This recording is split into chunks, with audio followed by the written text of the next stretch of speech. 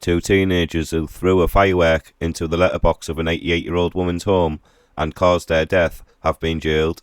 Josephine Smith, 88, is believed to have been asleep when a Megaburst firework set off two successive explosions which set her Romford home ablaze on October the 28th, 2021. Kai Cooper, 19, had declared, "People are going to get terrorised tonight," before buying fireworks and lighters and embarking on a crime spree in East London alongside a 17-year-old, then aged 15. He was also heard to say he wanted something that is going to go far and quick.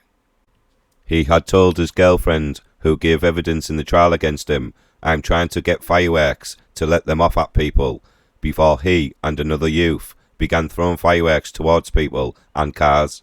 The pair were complete strangers to Mrs. Smith when they approached their home in Queen's Park Road and caused the deadly fire. Following a trial at the Old Bailey, Cooper was found guilty of manslaughter and arson with recklessness as to whether life was endangered, and has now been jailed for 6 years and 6 months with additional 2 years on licence. He had previously admitted to an assault by beating, which involved a young woman being struck with a pole in Ilford the day before Mrs. Smith's death. Meanwhile, his accomplice was jailed for 3 years and 8 months after pleading guilty to the same 3 offences. Prosecutor Heidi Stonecliffe, KC, told jurors it is a tragically random incident. They acted as a team as they did this, with Kai handing the other defendant the fireworks before they were lit, and Kai encouraging the other defendant to do this. It was the precursor for the altogether more tragic event that occurred shortly afterwards. Earlier that evening, the two youths had set off fireworks in the street, near a pub, takeaway, shop and pub, near cars and towards pedestrians. Miss Stonecliffe went on, "Two explosions occurred in swift succession, just like others that the defendants had set off in the street.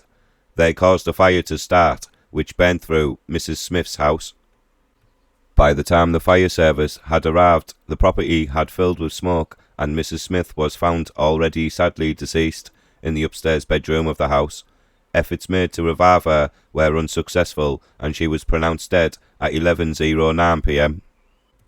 Family members of Mrs. Smith, including her granddaughter, arrived at the scene as she was being carried from her address and witnessed the resuscitation efforts. Her cause of death was given as smoke inhalation.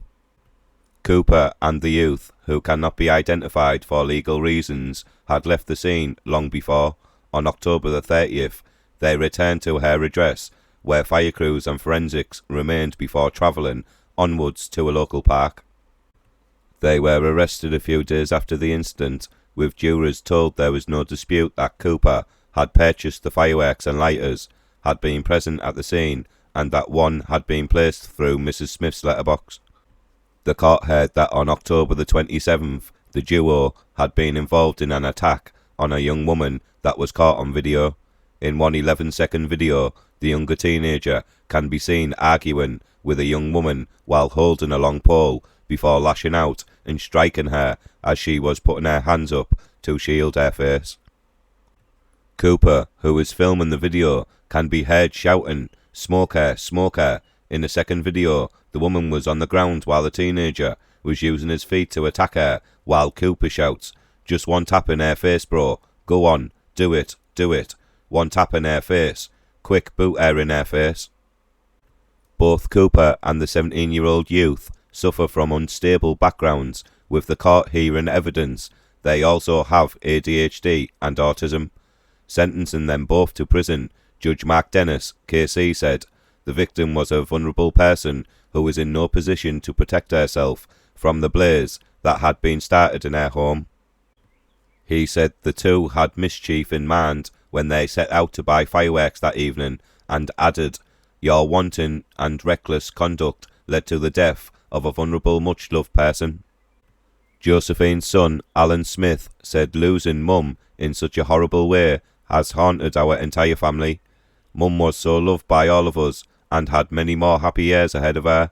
To see justice done today may hopefully help us to begin to move forward very slowly.